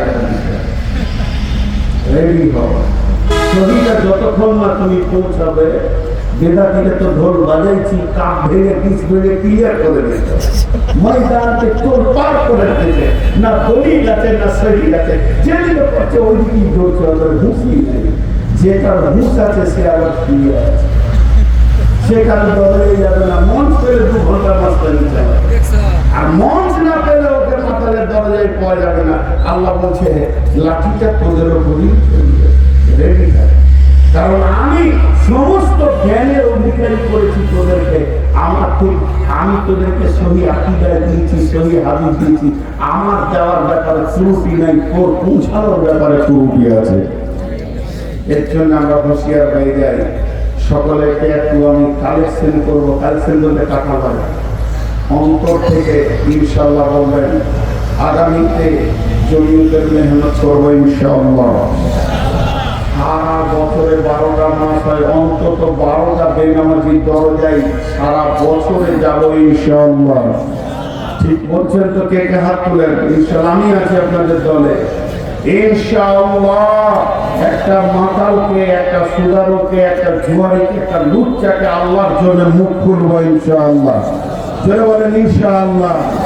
চোখের সামনে যখন দেখবো যে শরীয়ত বর্হিত কাজ হচ্ছে, ওই জায়গায় আমি চুপ থাকতে পারবো না। মুসা আর খিজিরের ঘটনা এটা বলা আছে।